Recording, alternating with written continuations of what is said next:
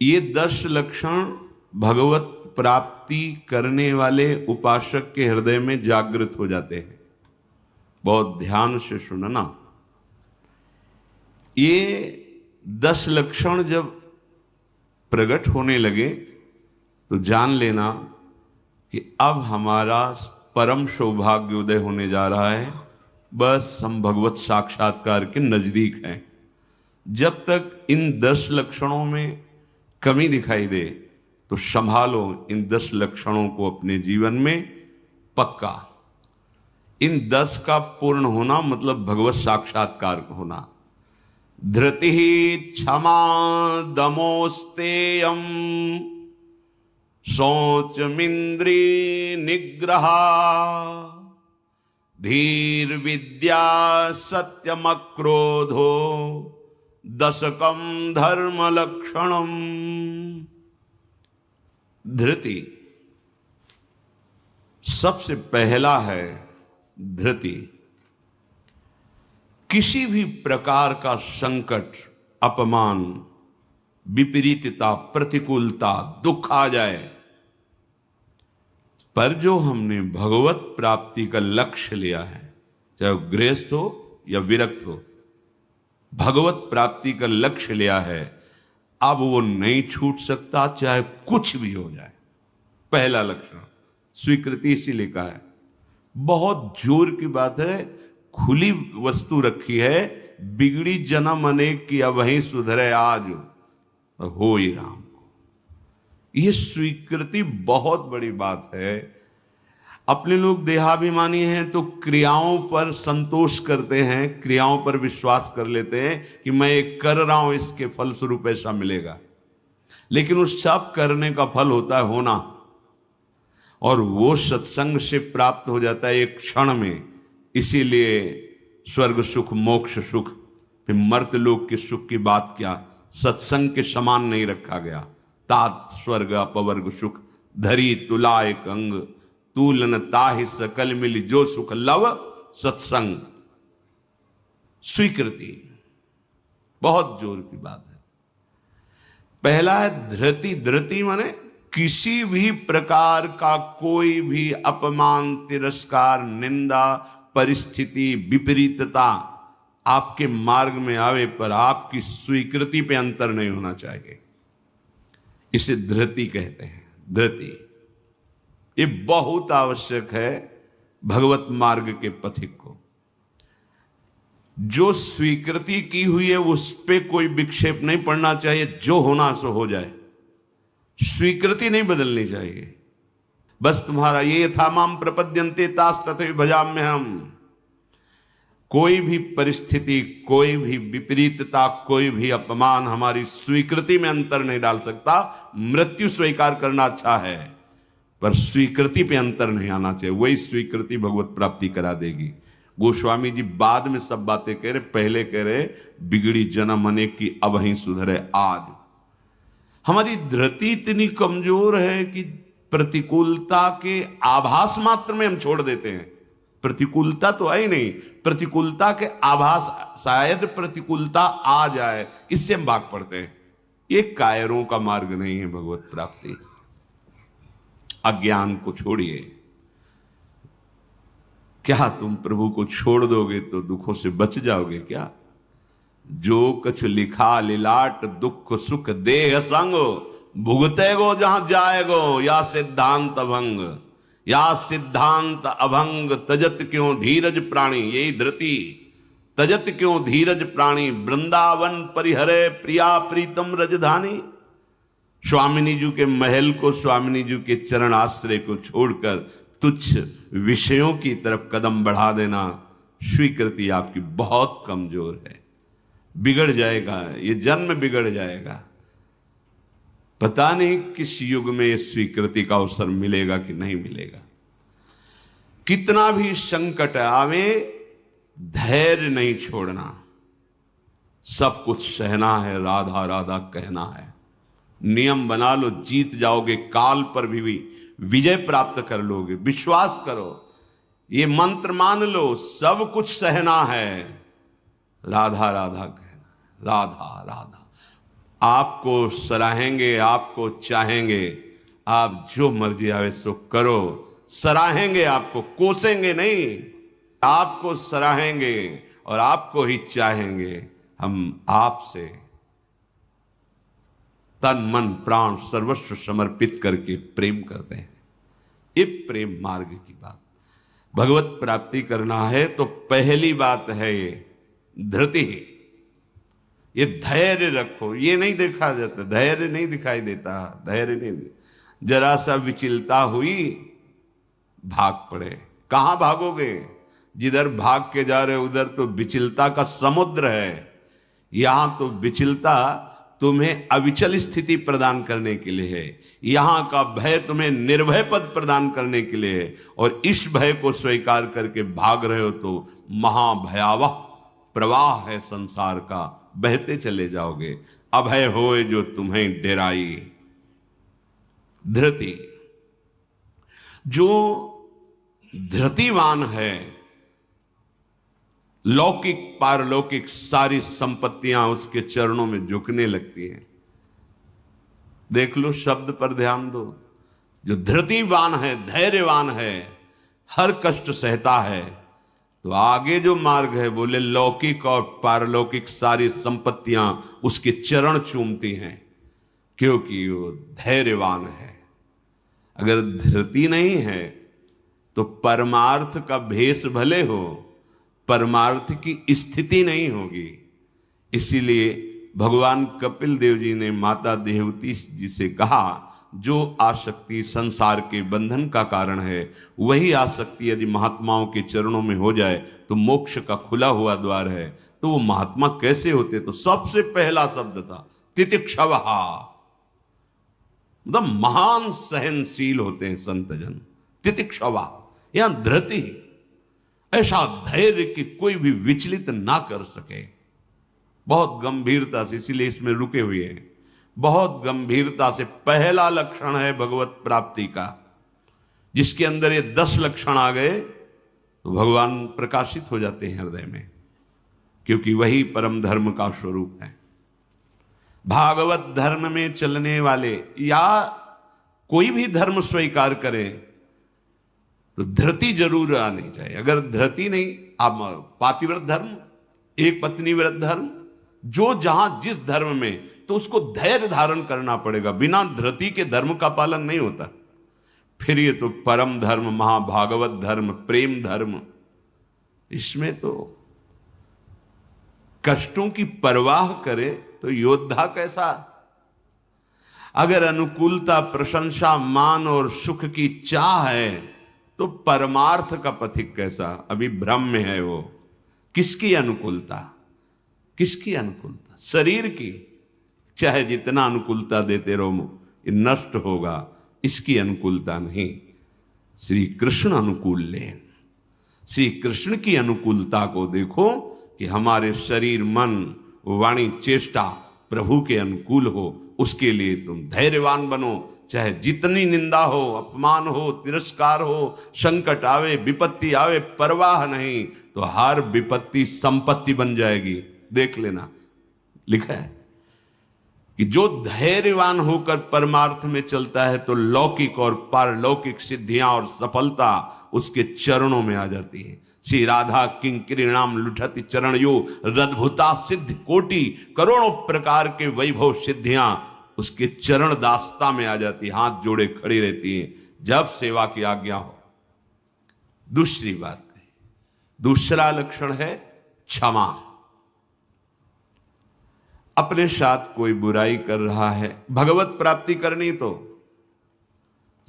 संसारिक आदमी इन बातों को समझ भी नहीं सकता, क्योंकि उसका उद्देश्य अंतःकरण धर्म में अहम ममत्व स्थापित करके भोगों को भोगना और उसी में सुखी होना है। अभी अज्ञान है, वो नहीं समझ रहा। ये परमार्थ के पथिक की बात है। क्षमा, ये इसलिए बोला, वो सामने वाला हमको ऐसा बोलता है, हम चुप रहेंगे। कैसे चुप रह सकते हैं? सामने वाला कौन है? अगर तुम संसारी हो तो संसार है, और परमार्थिक हो तो तुम्हारा आराध्य देव है। तुम्हारी वही तत्व दृष्टि होनी चाहिए जिसकी प्राप्ति के लिए निकले हो। कब करोगे, किस जन्म में करोगे? अभी इसी क्षण से अभ्यास शुरू करो। क्षमा, अपने साथ बुराई करने वाले को दंड देने या दिलाने की पूरी शक्ति होने पर भी, दंड देने या दिलाने की आज्ञा करते ही विध्वंस मच जाएगा, ऐसा होने पर भी ना तो शरीर से दंड दे, ना वचन से दंड दे, ना किसी से प्रेरित करके दंड। हम तो नहीं करेंगे, पर तुम देखो, तुम हमारे शिष्य हो, हम तो सह गए, तुम्हें नहीं सहना चाहिए, जाओ। तो बात एक ही हो गई, बात एक ही हो गई। आप उसको दंड देना चाहते तो आपके अंदर क्षमा बल नहीं है। करत जे अनशहन निंदक तिनहु पे अनुग्रह, ना इस लोक में तुम्हें दंड मिलेगा और ना परलोक में दंड मिलेगा। मेरे अपमान, मेरे निरादर, मेरी निंदा, मेरे तिरस्कार का तुम्हें कहीं दंड ना मिले। तुम्हारी बुद्धि शुद्ध हो, स्वस्थ रहो और भगवान प्रसन्न हो। ये है परमार्थ के पथिक का हृदय। विचार करो, जो अनशहन करके निंदा कर रहा है, अपमान कर रहा है, तिरस्कार कर रहा है, उसके लिए ठाकुर हरिदास जी के कोड़े पे कोड़े वो बरसा रहे निर्दयी और कह रहे हरि बोल कहता है। तब ऐसी पीड़ा में भी मुस्कुरा के कहते हैं भगवान बड़े कृपालु हैं, तुम्हारा मंगल करेंगे, क्योंकि तुमने भी कहा हरि बोल। तो ये 2 अक्षर हरि नाम तुम्हारी जिह्वा पे आया, अब मुझे विश्वास हो गया कि भगवान तुम्हारा मंगल कर देंगे। ये है महाभागवत की स्थिति। कितना भी अपमान, कितना भी क्लेश या निंदा करे, उसके लिए ना मन से अमंगल भाव हो, ना वचन से हो। देखो, पूरी शक्ति है, पर ऐसे ऐसे महापुरुष हुए हैं कि अगर वो संकल्प कर ले तो क्या ना हो जाए। इतना उनके पास भजन बल है, तप बल है। साधारण आदमी उनका अपमान करके पीट के चला जाता, वो बताते भी नहीं कि किसने पीटा है, कभी नहीं। वो कभी लौट कर भी नहीं देखते किसने ऐसा क्यों किया है। क्यों? क्योंकि अगाध बोध संपन्न महात्मा जैसे अपने हाथ से, अपनी दांत से अपनी जिह्वा, अपने द्वारा कोई चेष्टा जो अपने को पीड़ा पहुंचा दे, किसको दंड देंगे? ऐसे वो आत्मस्वरूप सर्वत्र अनुभव करते हैं। इसलिए राग द्वेष रहित महात्मा के हृदय में ये आता ही नहीं है कि इसको दंड दिया जाए। अपने साथ बुराई करने वाले को दंड देने दिलाने की पूरी शक्ति रहने पर भी उसको दंड देने या दिलाने की भावना मन में भी ना आए और उसके हर अपराध को सहकर यथोचित चेष्टा करे कि उसको सुख पहुंचे, उसे भगवत साक्षात्कार होता है, उसे क्षमा कहते हैं। श्रीपाद प्रबोधानंद जी ने भी कहा, नीचापमानम शुद्धा। नीच शब्द इसलिए कि आप उससे महान हैं, आप उस पर शासन कर सकते हैं, आप उसको दंड दे सकते हैं, पर उसके द्वारा किए हुए अपमान को सह गए। कैसे? अमृत मान करके।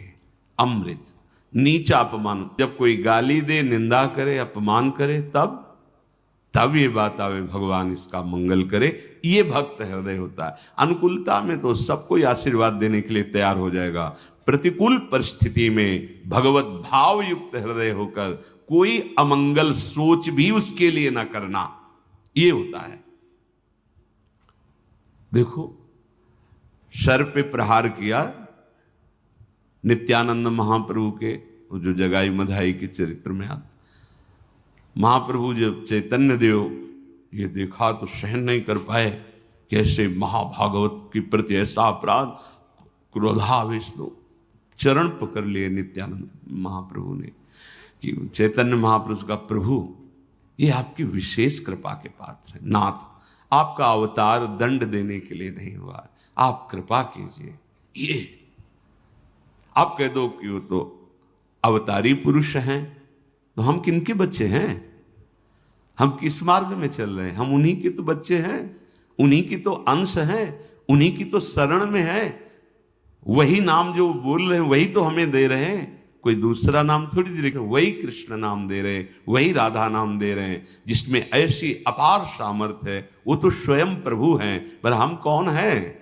उन्हीं प्रभु के तो अंश हैं, उन्हीं प्रभु के बच्चे हैं, उन्हीं के चरण शरण में हैं, उन्हीं के वचनों के अनुसार चले तो वैसी ही कृपा का अनुभव होने लगेगा। क्षमा। पहला धृति, दूसरा क्षमा। तीसरा है दम।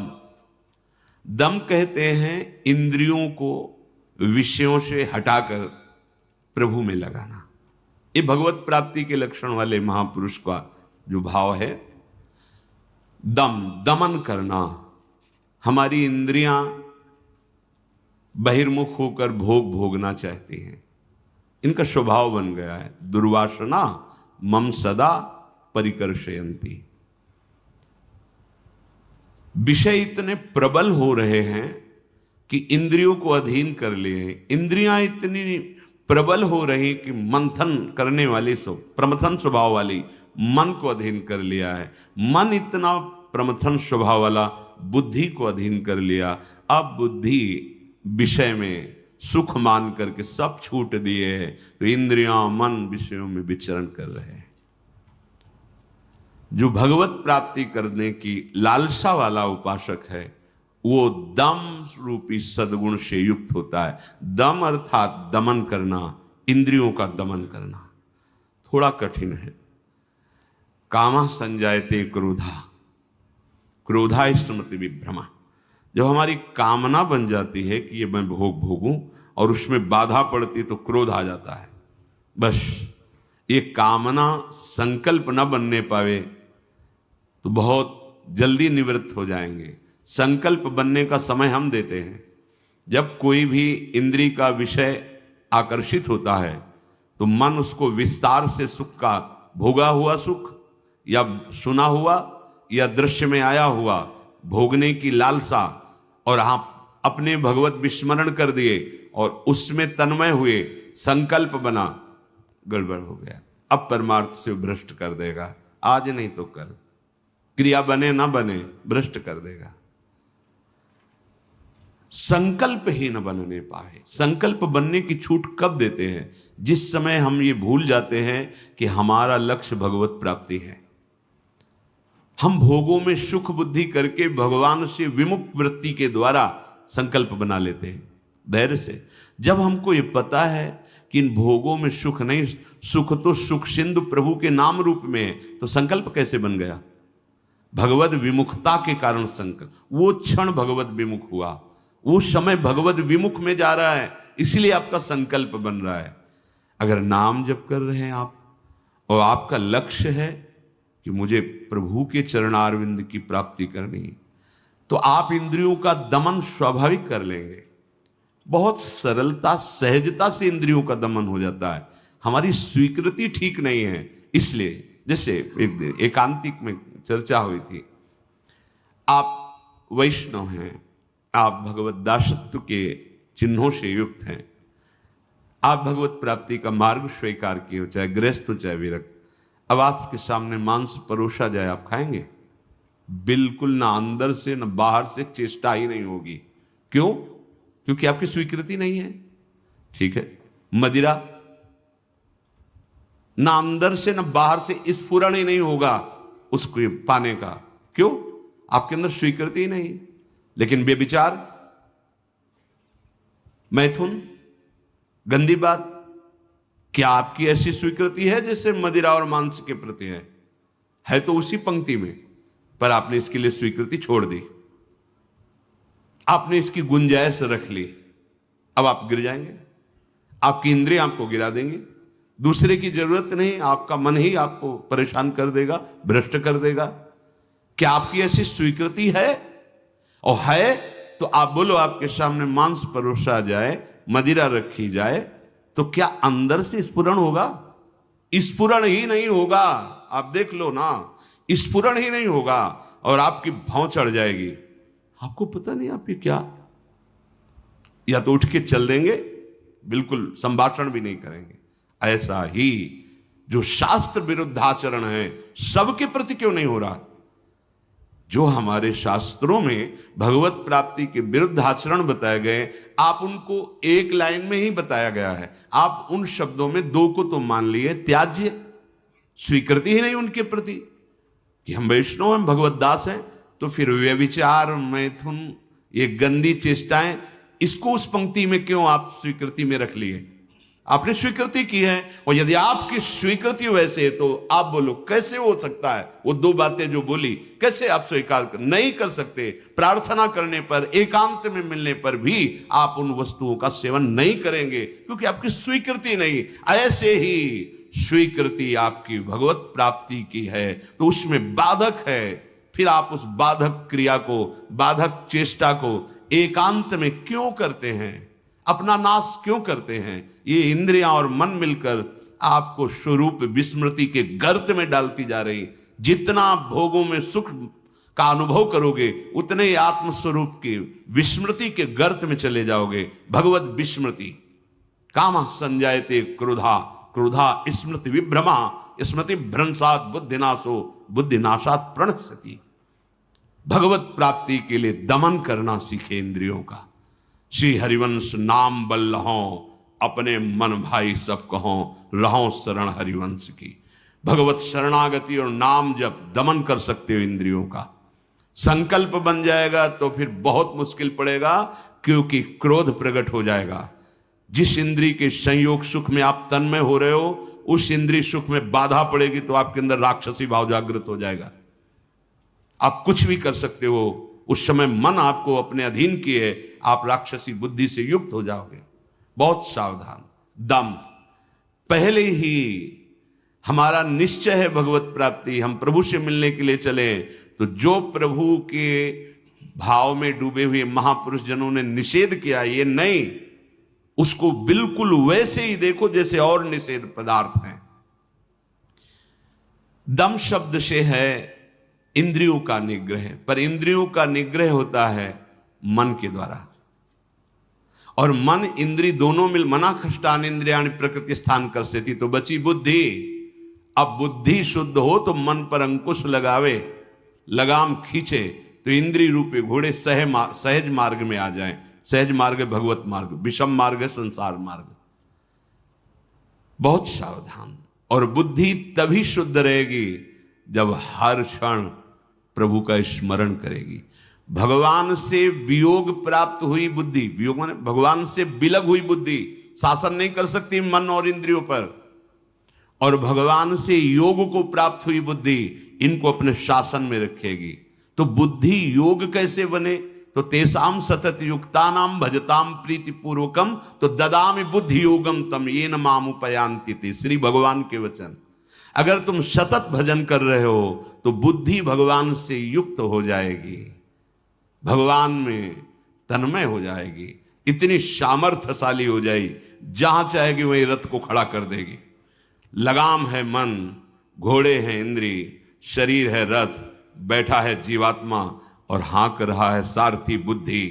ईश भजन सारथी सुजाना, अपने आराध्य देव का सतत भजन मानो सुजान सारथी मिल गया है। अब मन रूपी लगाम को शासन में, तो घोड़े अपने आप सही मार्ग में। इंद्रियों का दमन अर्थात मन का निग्रह अर्थात बुद्धि का परमात्मा में निरंतर जुड़े रहना।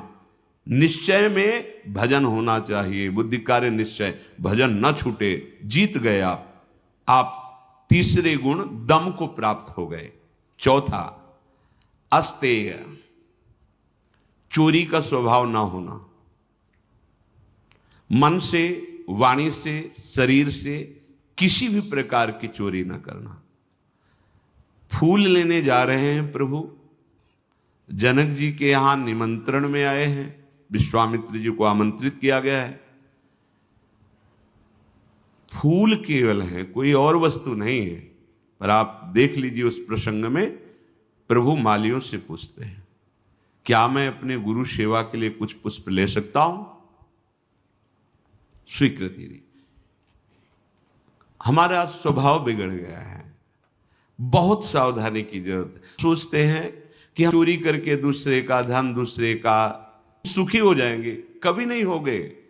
अधर्माचरण करने वाला कभी, आपको थोड़ी देर हर्ष होगा, हर्ष शोक में परिणित हो जाएगा, शोक भयानक दुख पैदा कर देगा।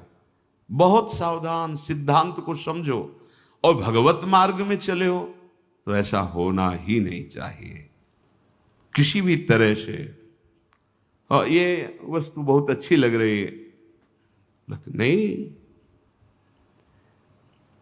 आज जो हमारी व्यवस्था कर रहा है कल व्यवस्था, हम व्यवस्था के लिए भगवत मार्ग में आए क्या? हम तो भगवत आनंद के लिए आए हैं। शरीर और मन प्राण उनको समर्पित है, वो जाने। किसी भी तरह की मन से, वाणी से, शरीर से चोरी नहीं होनी चाहिए। दूसरे की बात हम सुनी तो सुन करके उसे अनुभव में उतारें, सुन के उसको दूसरों को बोलकर प्रभावित कर लेना, यह भी चोरी हो गई। महापुरुषों की बात, अमुक संत ने अमुक बात कही है, हम सब मिलकर उस पर चले भगवदानंद का अनुभव करने के लिए। अगर हम उस बात का केवल प्रयोग करते हैं दूसरे को प्रभावित करने के लिए और वासनाओं की पूर्ति के लिए, यह भी चोरी है। वो बात हमारे अंतःकरण को भगवदाकार करने के लिए है। सत्संग में उस बात को इसलिए कहते हैं कि वो बात हम सब धारण करें और भगवदानंद को प्राप्त हो। किसी भी तरह का मन में या तन में या वचन में ये छुपाव भाव, ये चोरी भाव, हम चाहते कुछ हैं और वाणी से कुछ बोल रहे हैं, वो ठीक नहीं है। अस्तेय, बिल्कुल छुपाव का भाव, चोरी का भाव नहीं होना चाहिए, न मन से, न वाणी से, न शरीर। भगवत प्राप्ति करने वाला उपासक जो मन में होता है वही वाणी में होता है, वही चेष्टा में होता है, तीनों में एक होगा। और जो विषयी जीव होता है उसके मन में कुछ और होता है, वाणी से कुछ और बोलता है, चेष्टाएं कुछ अलग दिखती है, ये ठीक नहीं है। जो मन में एक, वचन में एक, आचरण में, वही तीनों का मिलान कर लो, वही होता है अस्तेय। पहला था धृति, दूसरा क्षमा, तीसरा दम, चौथा अस्तेय, पांचवा है शौच। शौच कहते हैं पवित्रता को। उपासक को बाहर और भीतर दोनों से पवित्र होना चाहिए। अब सुंदरता बढ़ रही है लेप आदि से, वैसे पवित्रता नष्ट हो रही है, पवित्रता नहीं मिलेगी। शौचाचार का ज्ञान ही नहीं है, पशुता बढ़ रही है, पशुता। वही जूते पहन करके लघुशंका गए हैं, अवसर लगा तो उसी में शौच हुआ है, और वही जूते पहन करके भोजन पा रहे हैं, तो बुद्धि क्या हुई? पशुता आ गई, राक्षसीपना आ गया। आहार के समय पूज्य भाई जी महाराज और ग्रंथों में और बड़े संतों से बहुत पवित्र विचार होने चाहिए उस समय। खास करके आहार के समय तो आपको बहुत सावधान रहना है, क्योंकि जैसे भाव में आहार पा रहे हो उसी का वो बढ़ावा कर देगा।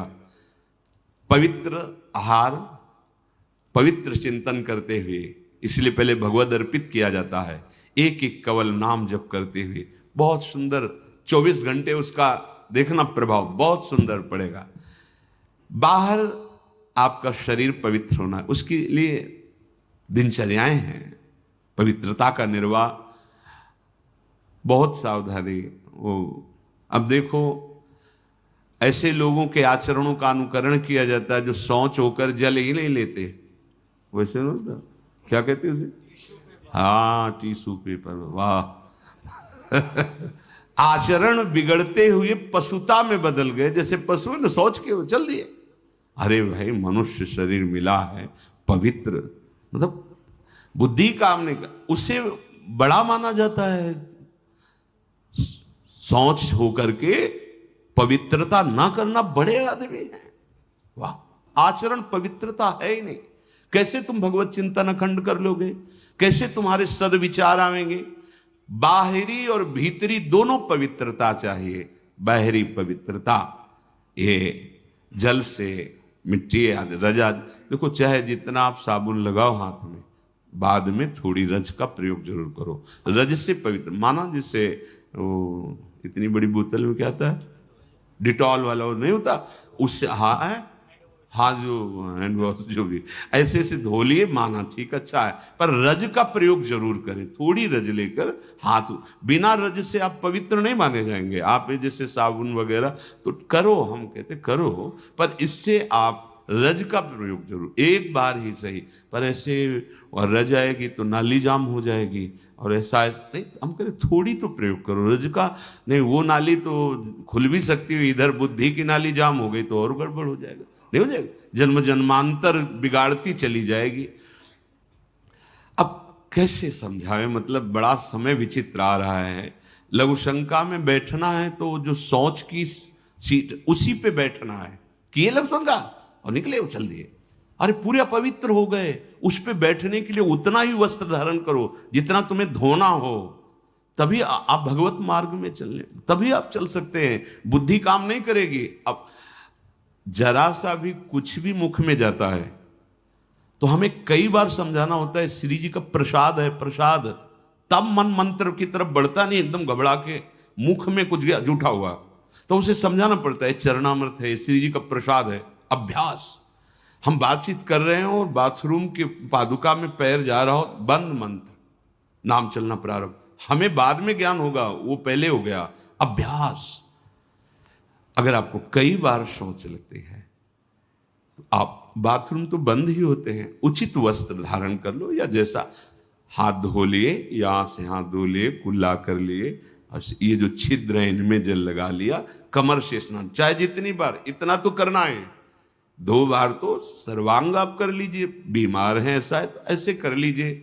अगर आप ऐसे पवित्र नहीं रहेंगे तो मंत्र नहीं चलेगा, भजन नहीं होगा। आप खुद देख लीजिए, बाहरी पवित्रता और आंतरिक पवित्रता, छल कपट ये सब अंदर ना रखते हुए नाम जब चल रहा है, अंदर पवित्र हो जाएंगे। तो जल, मिट्टी और यथा योग्य जो गुरुजन आदेश करते हैं वैसी दिनचर्या से ये बाह्य शरीर की शुद्धि होती है। राग, द्वेष, दंभ, कपट, वैर, अभिमान, इन विकारों का नाश होने पर अंतःकरण स्वच्छ होता है। ये विकार सब नष्ट हो जाएंगे। सत्संग सुनते रहिए, नाम जप करते रहिए। तो ये शौच अर्थात पवित्रता, बाहरी और भीतरी दोनों आवश्यक है। प्रसाद के सिवा मुख में अगर कुछ भी है, जैसे आप राधा वल्लभ जी गए, किनका मंत्र चलाओ, जल, वो चरणामृत, तो आचमन, जल लेके आचमन करने की जरूरत नहीं। अन्यथा आप जैसे फिर तो अच्छे से कुल्ला करो, आचमन करो, फिर आप मंत्र जप करो, हर समय पवित्र। लघु शंका पहले बराबर कमंडल में जल रखते थे, अब तो कहीं जाना आना ही नहीं तो कमंडल पास रहेगा, उसमें छोटा सा गिलास। अपनी दिनचर्या में आप भगवत प्राप्ति के मार्ग में चले हैं और आप ऐसे ही मन मानी, ऐसा नहीं। हम गुरुजनों को, बड़े महापुरुषों को देखा, पवित्रता का निर्वाह, पवित्रता का निर्वाह नहीं तो फिर सेवा या सुमिरन दोनों में विक्षेप पड़ने लगेगा। मनमानी आचरण मत कीजिए। आपका वस्त्र पवित्र होना चाहिए, पानी से निकाल लीजिए, पवित्र होने। ऐसे मनमानी आचरण करोगे तो भजन में रुचि नहीं होगी। ये भगवत प्राप्ति जिसको होनी उसके लक्षण बताए जा रहे हैं, वो बाहर और भीतर से बहुत पवित्र रहता है। हम किसी को छूने की चेष्टा न करें। कोई छू रहा है हमें, उसमें कोई दोष, हम जा रहे हैं ऐसे छू गया कोई बात, हम किसी को बहुत सावधान। हमारे अंदर मंत्र चल रहा है, हमारे अंदर भजन चल रहा है, अब वो उसकी दिनचर्या क्या है, वो कैसे पवित्रता का निर्वाह करता है। तो अगर वो हमसे ऐसे धक्का लगे तो हम उस अपने को नहीं मान, हम अपनी तरफ से चेष्टा नहीं करते। बिल्कुल भगवत मार्ग में जो भगवत प्राप्ति के लिए बहुत सावधानी की, पवित्रता की आवश्यकता है। फिर है छठा, शब्द, स्पर्श, रूप, रस, गंध, इनका ऐसा प्रभाव है कि खींच लेते हैं। जैसे अभी कोई ध्वनि बजने लगे, आ जाएगा, प्रभाव पड़ा शब्द का। अभी कोई चीख दे, ऐसे शब्द का प्रभाव पड़ा ना, ऐसे रूप का प्रभाव पड़ता है, ऐसे रस का प्रभाव पड़ता है, गंध का प्रभाव पड़ता है, स्पर्श का प्रभाव पड़ता है। इसी प्रभाव को जीत ले जो, बस ये बात समझे। हमारा जो नाम चल रहा है, अब कुछ भी गाए, कुछ भी बजाए, कुछ भी शोरगुल हो, उस पे अंतर नहीं पड़ना चाहिए। हम रूप आशिक हैं प्रियालाल के, आप कोई भी रूप हो, हम स्वादी हैं प्रियालाल के उच्छिष्ट के, अधरामृत के, जो उनका उच्छिष्टामृत भुक्त वही हुआ। इसके अलावा कुछ भी अमृत भी हो तो हमारे लिए, हमारी गंध श्री जी के श्री चरणों में चढ़ी हुई तुलसी, पुष्प, श्रीअंग का इत्र, प्रसाद, माला आदि, बस। इससे क्या होगा, शब्द, स्पर्श, रूप, रस, गंध पर आप विजय प्राप्त कर लेंगे। सनकादि के लिए जैसे आता है कि शब्द, स्पर्श रूप रस गंध पर विजय प्राप्त की हुई महापुरुष के भी घ्राणेन्द्री में जब प्रभु श्री हरि के श्री चरणों की तुलसी की गंध गई तो प्रेम विकल हो गए, ऐसा था। ये जो हमारी इंद्रियां स्पर्श सुख में, देह सुख, स्पर्श सुख में, रूप में, रस में, गंध में, शब्द में हमें भगवत प्राप्ति करनी, इसका हमें परिवर्तन करना होगा। हमें जहां भागवतिक शब्द श्रवणेन्द्रिय में पड़े तो नाच पड़ना चाहिए, प्रापंचिक शब्द तो उदासीन हो जाना चाहिए। भगवत भाव से सबके चरणों में प्रणाम, मेरे प्रभु सब इन रूपों में समाये हुए, ठीक है। ऐसे कोई रूप, और वास्तविक जब आप इतने महान रूप की प्रेमी भाव में चल रहे हैं तो कोई रूप आकर्षण नहीं कर सकता, नहीं कर सकता, है ही नहीं। देवलोक भूलोक रसातल सुनि कवि कुल मति डरिए, सहज माधुरी अंग अंग की कई कासो पट तरिए। कौन सा रूप? कोई भी रूप ऐसा नहीं कि चित्त में क्षोभ पैदा कर दे। कई बार विनोद में कहा है कि जैसे मकान में आग लग जाए तो कैसा दिखाई देता है, ऐसे ही जो रूप आशिक प्रभु के होते हैं, कहीं भी कोई भी रूप बहुत सुंदर वो नहीं। जितना सौंदर्य यहां से ब्रह्मलोक तक है, हमारे प्रभु के सौंदर्य सिंधु के बिंदु के एक सीकर से है। कोटि काम मूर्छित हो जाए ऐसे तो लालजू महाराज हैं। एक काम पूरे त्रिभुवन में तांडव मचाए हुए है। करोड़ काम जिनकी मंद मुस्कान से मूर्छित हो जाए, वैसी जो लालजू की रूप लावण्य महिमा है, वो लालजू हमारी लाडली जू, निर्तन भ्रकुटी, बदन अंबुज मृदु, सरस हास, मधु बोलन तो अति आसक्त लाल। अब ऐसे रूप के आशिक, ऐसे रूप की चाह करने वाले किसी रूप में वो प्रभावित हो जाएंगे। ये जो छठवां है इंद्रिय निग्रह, अर्थात शब्द स्पर्श रूप रस गंध, ये जो इंद्रिय के ज्ञानेन्द्रिय के 5 विषय हैं, इन किसी विषयों को भी भगवद विमुख होकर स्वीकार न करें। प्रभु से अर्पित है, जैसे विशेष विशेष गंध हैं, पर अगर प्रभु को अर्पित नहीं तो हमारी घ्राणेन्द्रिय उसे वो आ रही पर उसका महत्व नहीं है। और प्रभु में अर्पित है, हमारी प्रियाजू के श्री चरणों में चढ़ा हुआ है, ये पुष्प है, ये इत्र है, ये माला उनके श्रीअंग, अहो भाग्य, बार बार वो जीत जाएगा। फिर उसके घ्राणेन्द्रिय को लुभायमान नहीं कर सकता। श्रवणेन्द्रिय यदि प्रभु के जस को सुनने के लिए बावरों सो रस में फिरे, खोजत नेह की बात, तो विश्व का कोई भी शब्द उसे आकर्षित नहीं कर पाएगा। और रसेंद्रिय यदि प्रभु का केवल उच्छिष्ट भोगती है, वाकेंद्रिय केवल प्रभु के जस में है, आप जीत गए शब्द स्पर्श रूप रस गंध। बहुत सुंदर बात है, हम यहीं फंस जाते हैं। देखो, एकांत में आप कौन सा शब्द सुनते हैं? बिल्कुल खुली बात है, सभा में तो हम गान कर रहे हैं, लेकिन एकांत में कौन शब्द आपको प्रिय है? अगर एकांत में आपको नाटक, नौटंकी, नाना प्रकार के प्रापंचिक विषय सुनने और देखने में रुचि है, तो अभी आप इंद्रिय निग्रह नहीं कर पा रहे हैं। अभी आप भगवत दर्शन की लालसा वाले उपासक नहीं हैं। समझिए, आपका लक्ष्य भगवत प्राप्ति है। आप अपने मन को समेटकर इंद्रियों सहित भगवान के चरणों में समर्पित करने की तैयारी कर लिए। आप कुछ नहीं, अब तो विश्वम्भर भगवान को समर्पित कर दो। पूरा विश्व वो देखे, आप उनको देखो, आप उनके चरणों का चिंतन करो। ये जो भगवत प्राप्ति के लक्षण की बात है, ये जन साधारण नहीं समझ सकते, इसलिए सावधान करके कह रहे हैं। आपका लक्ष्य बन गया भगवत प्राप्ति, तो आप ऐसे शब्द ना सुने जो आपके मन को खींच ले, ऐसे रूप को न देखें जो रूप राशि के दर्शन के लिए हृदय लालायित करना चाहते हैं हमारे मन को, हमारी इंद्रियों। ऐसा कोई रस, ऐसे कोई घ्राणेन्द्रिय का विषय, ऐसा कोई स्पर्श जो आपको भ्रष्ट कर दे अपने मार्ग से, सावधान। पर जो भगवत प्राप्ति की लालसा वाला होता है, वो शब्द स्पर्श रूप रस गंध, इस पर विजय प्राप्त किए होता है या विजय प्राप्त करना चाहता है। सातवां धी है। धी अर्थात बुद्धि। आपका आहार सात्विक होगा, संग सात्विक होगा, शास्त्र सात्विक होंगे, वार्ता सात्विक होगी, तो आपकी बुद्धि भी सात्विक हो जाएगी। जो रोज सत्संग सुनता है, सत शास्त्रों का अध्ययन करता है और प्रभु का नाम जप करता है और विचारवान है, विचारवान, वो बुद्धि भगवत प्राप्ति की योग्य हो जाती है। ध्यान दीजिए, जो रोज सत्संग सुनता है, सत शास्त्रों का स्वाध्याय करता है, भगवत भजन अर्थात नाम जप करता है और विचारवान है, कोई भी चेष्टा, कोई भी क्रिया बिना विचारे नहीं, विचार बिना विचारे जे करें चे पाछे पछताएं। हमें विचार करना है। ये जो हम सोच रहे हैं, जो हम करने जा रहे हैं, शास्त्र सम्मत है? नहीं, तो फिर नहीं।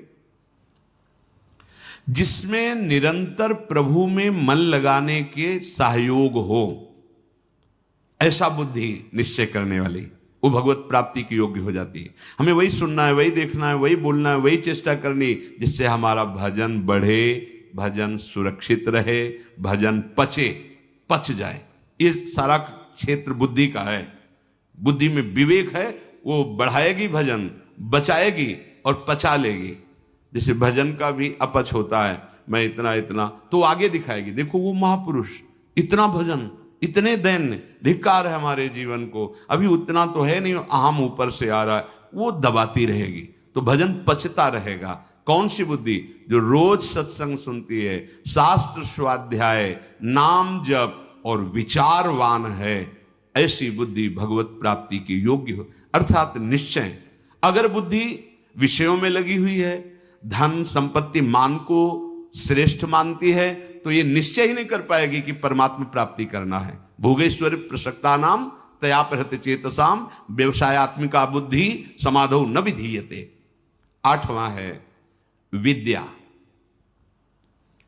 जैसे प्रश्न आता है कि जब भजन मार्ग में चलना है तो पढ़ना लिखना सब व्यर्थ ही है, क्यों पढ़े लिखे?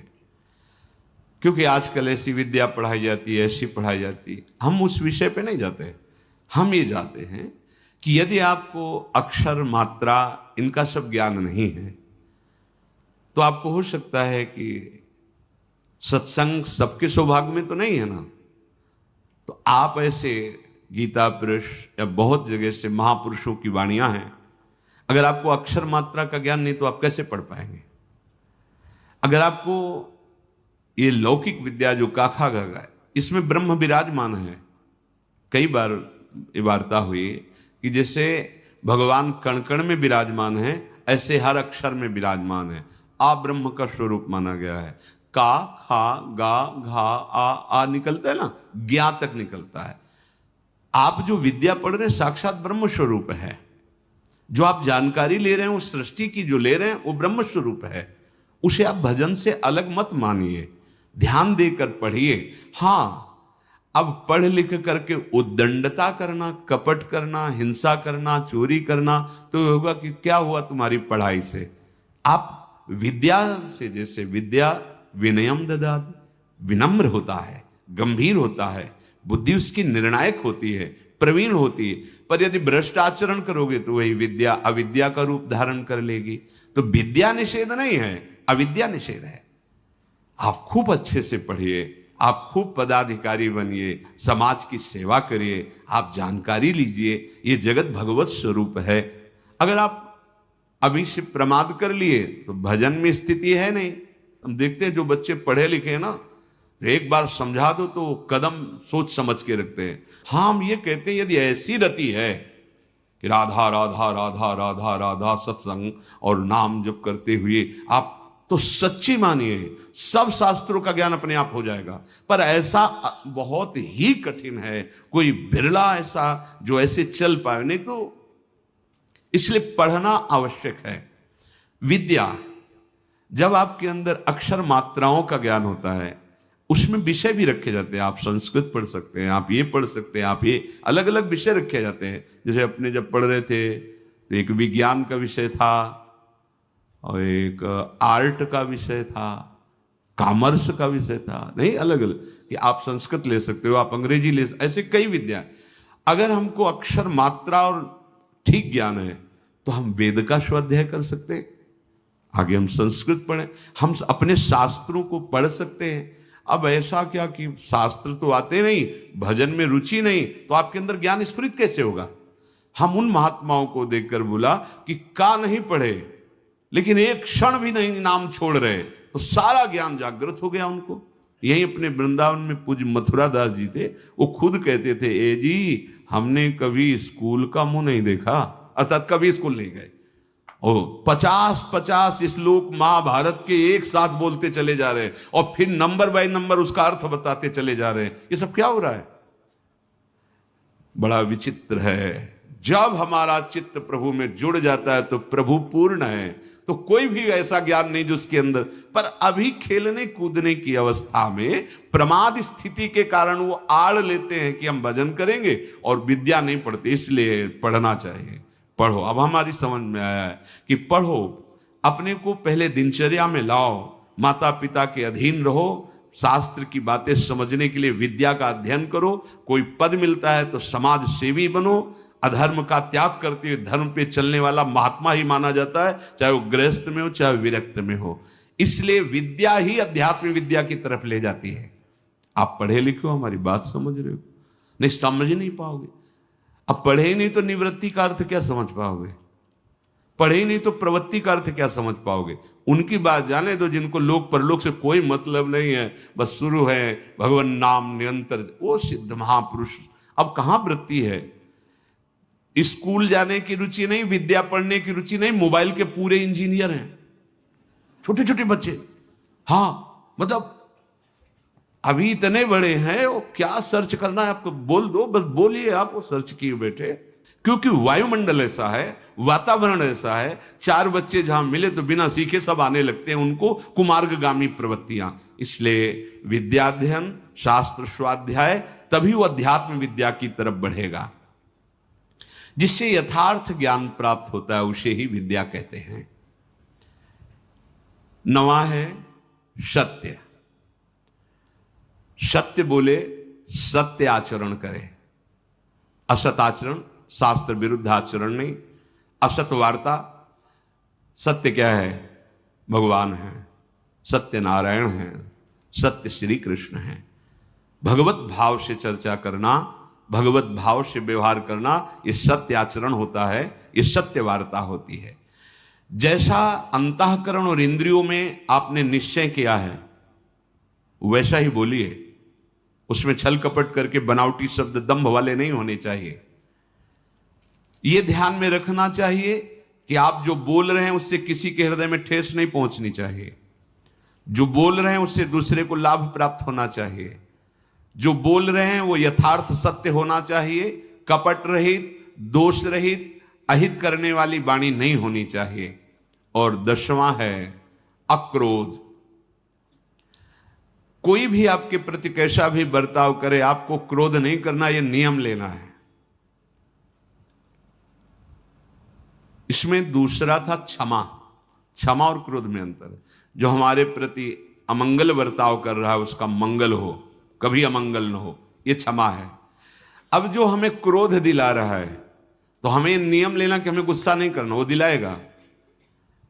देखो, जब आप परमार्थ पे चलते हो तो आपके अंदर और बाहर दोनों जगह ऐसी परिस्थिति पैदा की जाएगी कि आपको क्रोध आवे, आपके अंदर की वृत्ति बिगड़ेगी।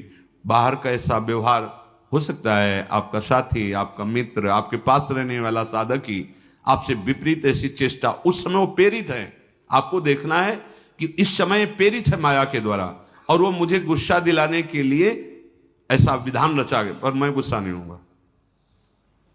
अगर सह नहीं पाते हो तो मौन हो, भाग जाओ वहां से, मौन हो कि भाग जाओ। वीरता मत दिखाओ। गुस्सा करना वीरता नहीं, सह जाना वीरता है, जैसे सह पाओ। बहुत संतों ने इस पर, जहां कोई आपको गुस्सा की बात दिलाने लगे तो अगर आप ये याद कर लो कि मेरी परीक्षा हो रही, मुझे क्रोध दिलाया जा रहा है, तो आप समझ जाओगे।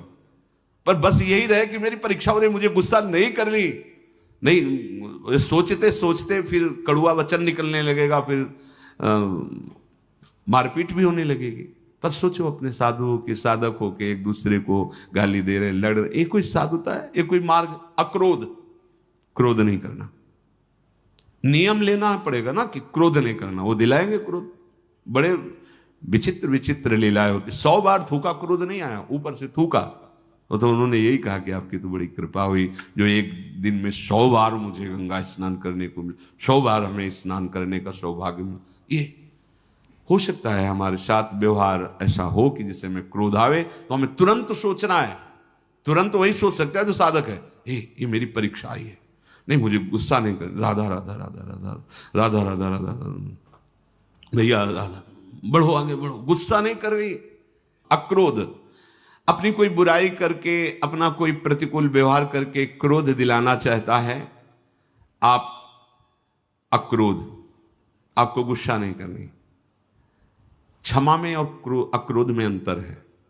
हम गुस्सा नहीं करेंगे, पर क्षमा उसको मंगल मनाएंगे, उसके प्रति कोई प्रतिकूल व्यवहार नहीं होगा और उसका मंगल होगा। मन वचन कर्म से इसको, हमारे प्रति जो अपकार किया, कभी इसको दंड ना मिले, ना भगवान दंड देने या लोक में दंड, उसे क्षमावान कहते हैं। बहुत बड़ा बल है ये साधु का, इसीलिए दूसरे नंबर पे है क्षमा। ये जो क्रोध है वो हमें दिलाने की चेष्टा कर रहा है, हम उसका मंगल भी मनाने वाला विषय नहीं। अब हमें इसमें सावधान रहना, गुस्सा नहीं होना। देख लो, आज नियम लियो लोगे, शाम तक कोई ना कोई ऐसा आपको गुस्सा बाहर से नहीं अंदर से आ जाए। परसों मिला था ना, उसने अब जलने लगे, गुस्सा आने लगी। परसों की बात या वर्षों की बात, मन है वो लाएगा अभी।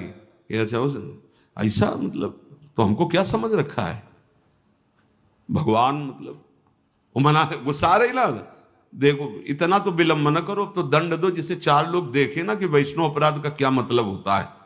कहां गए? उसी समय अंदर वाली वृत्ति करो, नहीं मुझे गुस्सा नहीं होना, मुझे किसी का मंगल नहीं मनाना, क्योंकि मुझे भगवत प्राप्ति करनी। क्षमा और अक्रोध दोनों में भेद यही है। जो कुछ होता है मन में या बाहरी व्यवहार में, हमको उसे सहना है, क्रोध नहीं करना है। ये जो 10 प्रकार के लक्षण बताए गए, उपासक सावधानी पूर्वक इनको धारण करे। अगर ये लक्षण है तो भगवत प्राप्ति निश्चित है।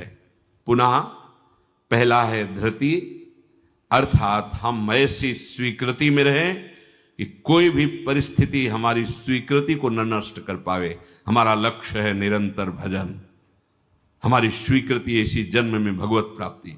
दूसरा क्षमा, कोई कितना भी हमारे साथ व्यवहार, हम अंदर से उसका अमंगल नहीं होने, तो आप कहोगे ऐसा कैसे? वहां भगवान बैठे, सच्ची मानना।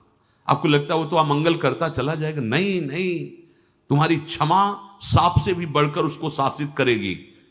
उमा क्षमा साप होते भारी, अपने कर्म जायबकारी। अगर आप लड़ गए, आप ऐसे कटु वचन बोल रहे हैं, तो शायद उसका सुधार ना हो, लेकिन आप सह गए तो ये क्षमा जा करके उसको जो दंड देगी वो सुधार पे आए, उसका मंगल नहीं होगा, और उसको ऐसी जलन, ऐसी दंड स्थिति देगी कि वो सुधर करके मार्ग में चलने लगेगा।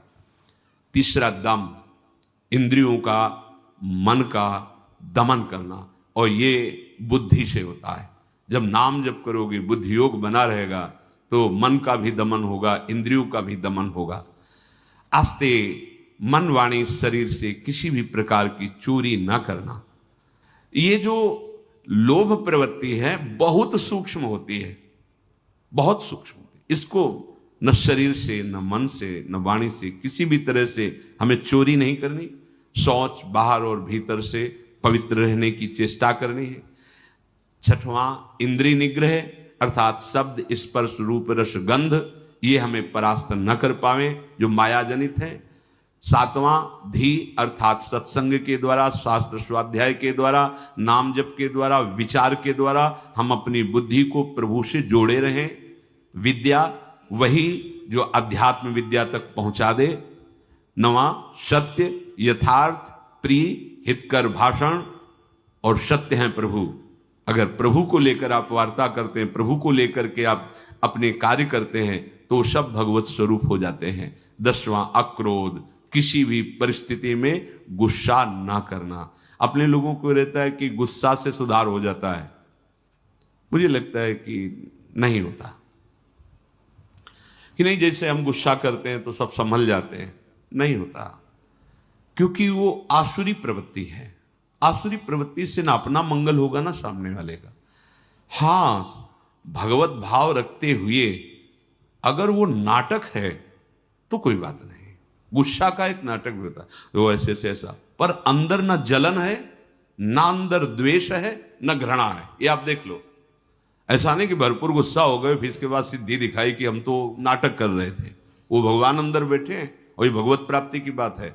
बिल्कुल उसके प्रति भगवत भाव है, बिल्कुल कोई जलन नहीं किसी तरह की, और किसी तरह की अभद्र वाणी नहीं है। और आप शासन, आप ऐसा नहीं करना चाहिए आपको, अगर आप ऐसा करते तो आप चलिए बाहर निकलिए, खड़े होइए, वो केवल सुधार के लिए माना जाएगा। जहां अंदर जलन नहीं हुई, अभद्र वाणी नहीं हुई और आपका भगवत भाव है, ये अक्रोध स्थिति में भी ऐसा आप बाहर दिखा सकते हैं। पर ये स्थिति छोटी मोटी नहीं है, इसलिए पहले हमें पूरा क्रोध धारण करना है, गुस्सा नहीं करें। हमें लगता है कि अगर हम किसी से प्रेम बर्ताव, तो माना वो अभद्र है, माना उसका दुष्ट स्वभाव है कि दब गया, लेकिन ये हमारा जो सत्य स्वभाव है अक्रोध, ये जब महापुरुष जन जो समभाव में अक्रोध स्थिति में रहते थे तो कहा नहीं जाता कि सिंह और गाय एक घाट में पानी पीते थे। उसका प्रभाव होता था कि पशु पक्षियों में भी हिंसा वृत्ति, उनके अंदर क्रोध का आक्रोश होता, वो सब शांत हो जाता था, क्योंकि वो द्वेष रहित, दोष रहित अक्रोध स्थिति को प्राप्त महापुरुष है। तो उनका ऐसा प्रभाव है कि पशु भी उस समय वैर त्याग करके समभाव में स्थित रहते थे। प्रकृति पर उसका प्रभाव पड़ता है। इसलिए ये 10 लक्षण भगवत प्राप्ति के लिए अनिवार्य है।